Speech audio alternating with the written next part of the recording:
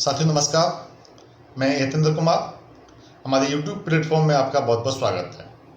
दोस्तों आज बात करेंगे कल जो 21 अगस्त को भारत बंद दलित संगठनों और सभी काफ़ी पार्टियों द्वारा आह्वान किया गया था, उसके बारे में विस्तार से चर्चा करेंगे। तो दोस्तों पूरा हमने विश्लेषण किया है और उसको देखेंगे। तो दोस्तों शुरू करते हैं। शुरू करने से पहले आपसे मैं निवेदन करना चाहूँगा, यदि चैनल को आपने अब तक सब्सक्राइब नहीं किया है तो प्लीज़ सब्सक्राइब करें, लाइक भी करें और शेयर जरूर करें। दोस्तों कल 21 अगस्त को भारत बंद क्यों आह्वान किया गया था? तो ये 1 अगस्त को सुप्रीम कोर्ट ने जो एक SC/ST रिजर्वेशन में सब क्लासिफिकेशन का एक जो राज्य सरकारों को आदेश दिया था कि आप इसमें SC/ST जो रिजर्वेशन है उसमें सब क्लासिफिकेशन यानी क्रीमी लेयर लागू कर सकते हैं।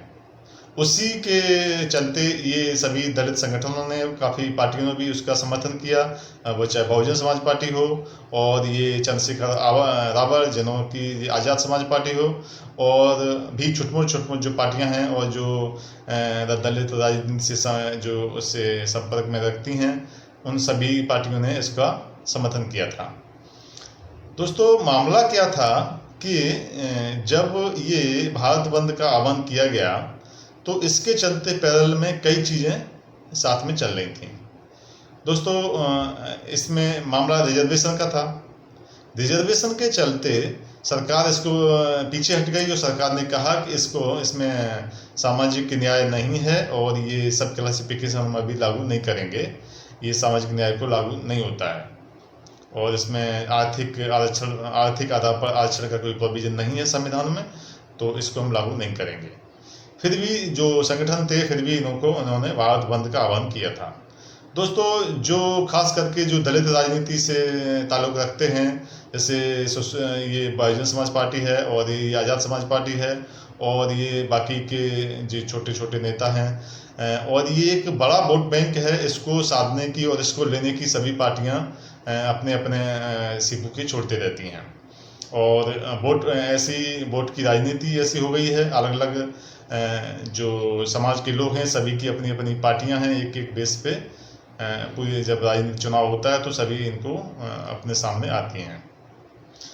तो दोस्तों उसके बाद जब इसका किया गया तो शहरों में जगह जगह इसके मिले जुले असर देखे गए। किसी किसी राज्यों में स्कूल की और कॉलेजों की छुट्टी की गई थी, कहीं रेल या वगैरह जाम करके उन्होंने विरोध प्रदर्शन जताया, और कई शहरों में काफ़ी, बिहार में काफ़ी जो पुलिस के लाठीचार्ज की खबरें आई और काफ़ी तरीके से देखा गया। साथियों जो भारत बंद का असर था, सभी पार्टियों ने, ये जो भारतीय जनता पार्टी के अलावा लगभग सभी पार्टियों ने अपना समर्थन जताया था, क्योंकि वोट बैंक के लिए सभी पार्टियां पीछे नहीं रहती हैं और वोट बैंक पाने के लिए हर एक पार्टी चाहती है कि हमारी पार्टी में वोट ट्रांसफ़र हो, हमारी पार्टी में वोट ट्रांसफ़र हो। तो दोस्तों सभी ने देखा गया कि काफ़ी जगह समाजवादी पार्टी के नेताओं जो लोग हैं उन्होंने भी काफ़ी अपना समर्थन किया था अपने झंडा लेके, और ये इसका समर्थन किया था भारत बंद का।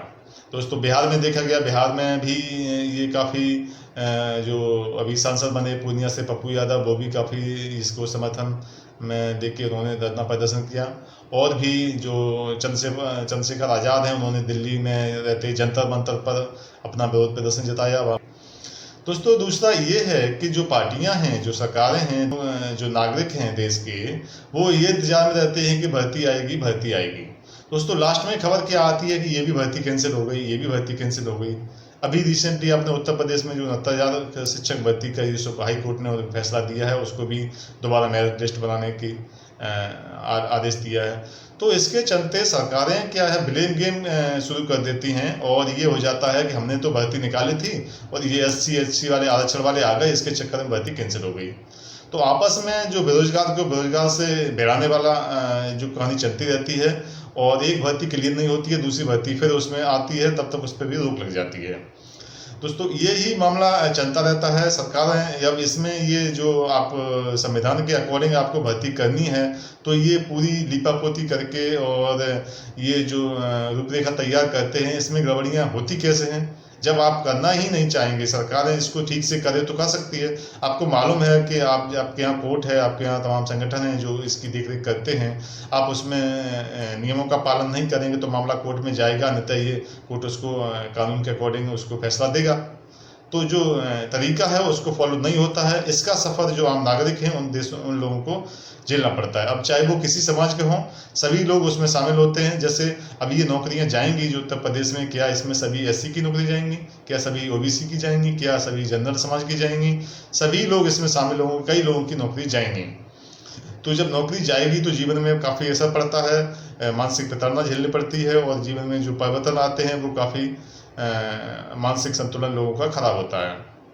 तो सरकारें जो चाहती हैं कि ये ऐसे मामले चलते रहें जिससे ये वोट बैंक की राजनीति की चलती रहती है। यदि ये सरकारें इसको जो भर्तियाँ वगैरह हैं ये ठीक से पालन करें और ये लागू करें ठीक से, तो आपके सामने ये बात बंद या फिर और जैसे ये तमाम धरना प्रदर्शन की कहानी सामने कम आए। सरकारों को ट्रांसपेरेंट तरीके से काम करना चाहिए, जो भी काम हो जिससे कि ठीक से इसकी जानकारी सामने आए, और कोर्ट में भी मामला जाए तो उसमें कोर्ट भी जब आपने यदि काम सही तरीके से किया है तो उसका कोर्ट का निर्णय सही ही आता है। तो ये सभी चीजें सरकार को देखना चाहिए। समय बदल गया है, अब अगर हमारे अधिकारों पे कहीं से भी हमला होगा तो हम लोग चुप बैठने वाले नहीं हैं। जब 10% आर्थिक आधार पर आरक्षण आप सामान्य जाति के बच्चों को दे सकते हैं, सामान्य जातियों को दे सकते हैं, तो 10% आरक्षण आप अति पिछड़ी और अति दलित जातियों को क्यों नहीं दे सकते? सरकार ये बताए। और अभी ये आंदोलन खत्म नहीं हुआ है, आज तो संपूर्ण भारत में भारत बंद जारी है, लेकिन 11 सितंबर को जो हमने दूसरा चरण इसका बुलाया दिल्ली में, उस दिन हम सरकार को घुटने टिकवा देंगे। चैलेंज करके कहता हूं, आज इस आंदोलन में जिस सरकार के नेतृत्व में हमारे लोगों की पीठ पर लाठियां पड़ेगी, उस सरकार की कुर्सी को पलटने का काम, तख्ता पलट करने का काम भी हम आने वाले कल में करेंगे। इस बात का भी मैं सरकार को चैलेंज देता हूं, मेरी बात को याद रखना। मैं सरकार का विरोधी तो हूं, जब तक सरकार जिम्मेदारी से कोई काम नहीं करेगी, हम सरकार की नीयत पे शक करते हैं, हम सरकार का भरोसा नहीं करेंगे। ये तस्वीरें आगरा शहर की हैं, जो कि जिलाधिकारी कार्यालय से लेकर सड़कों के सामने ये बहुत ही भारी संख्या में धरना प्रदर्शनकारी पहुंचे हुए हैं, और आप ये तस्वीरें देख रहे हैं। ये जो ज्ञापन देने की जो इनका निर्धारित किया गया था कि राष्ट्रपति के नाम जिलाधिकारी को ज्ञापन सौंपा जाएगा, शांतिपूर्ण धरना करके और जिलाधिकारी को ज्ञापन सौंपेंगे। तो जो आगरा की तस्वीरें हैं आपने देखी, कितनी भीड़ लेके, काफ़ी जुलूस लेके सामने प्रदर्शनकारी धरना दे रहे हैं। प्रदर्शनकारी ये बहुजन समाज पार्टी का झंडा तले सभी धरना प्रदर्शन दे रहे हैं, और ये आप तस्वीरें सामने आई हैं। काफ़ी भीड़ दिखाई दे रही है, शांतिपूर्ण धरना प्रदर्शन देके ये लोग रास्तों में जा रहे हैं। या तो इसको आजीवन खत्म करिए, क्रीम लेयर के खिलाफ आप अध्यादेश मंगाइए, अन्यथा समर्थन वापस लीजिए। आज पूरा भारत का एसटी, एससी, ईबीसी की भावना सड़कों पर है, ये आप देख लीजिए। ये दल नहीं है, किसी दल ने नहीं किया है। ये देखिए मेरे कंधों पर, ये क्रांति का प्रतीक है, मरने का प्रतीक है। ये किसी दल ने नहीं, ये सामाजिक क्रांति के विचार रखने वाले छात्र युवा के संगठनों ने किया है। और आज हम लोग उस भावनाओं के साथ, उस जज्बात के साथ खड़े हैं।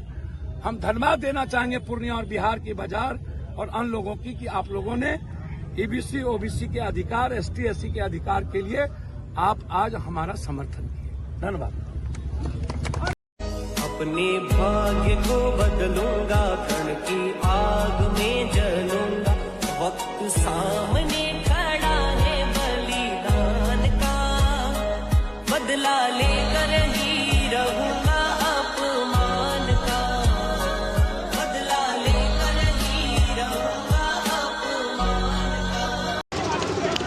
दोस्तों, बिहार में तो अनोखी तस्वीर सामने आई। पुलिस वालों ने अपने साथी एसडीएम को भी नहीं बख्शा और उनको भी पीठ में डंडा जड़ दिया। ये तस्वीर काफ़ी सोशल मीडिया पर वायरल हो रही थी।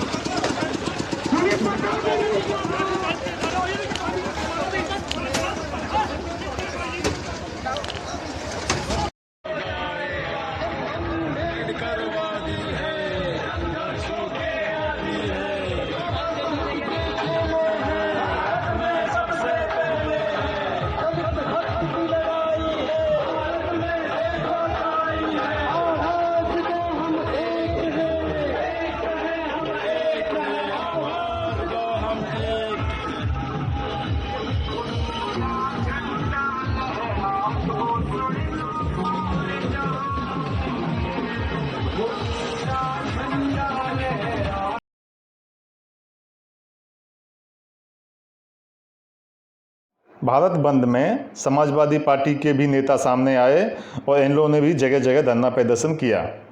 ये भी भारत बंद करवा रहे हैं, इन पर चलाइए लाठी, कहने चलाते हैं, भी तो भारत बंद कर रहे हैं। पूर्व विधायक है भाजपा का, पहचान पत्र लेके आए, इन पर लाठी नहीं चलेगी। दलित की आवाज को नहीं उठा सकता है क्या? नहीं तो ये नेता है दलित के, तो सवाल किससे करेंगे? सरकार है इनकी, लाठीचार्ज हो रही इनकी सरकार में। अरे आप लाठी चलाते हैं तो मुंह चलाने दीजिए हम लोग को। आज भारत बंद 21 अगस्त को है, पूरे देश के दलित भारत बंद करवा रहे हैं और आदिवासी जो फैसला आया है दलितों के वर्गीकरण पर, और बीजेपी की केंद्र में सरकार है, अध्यादेश लाके इसको खत्म नहीं कर रही है। ललन पासवान यहाँ पर पूर्व विधायक हैं, भाजपा के नेता हैं, यहाँ दलितों में लाठीचार्ज हुई है। क्या करें आप लोग, भाजपा के नेता हैं, दलित नेता बनते हैं, दलित के साथ यहाँ पे लाठीचार्ज हुआ है। क्या करें आप लोग? लाठीचार्ज बनिएगा दलित का नेता, दलित यहाँ पिटाएगा। लाठीचार्ज का हम निंदा करते हैं और शांति। किसकी सरकार है बिहार में?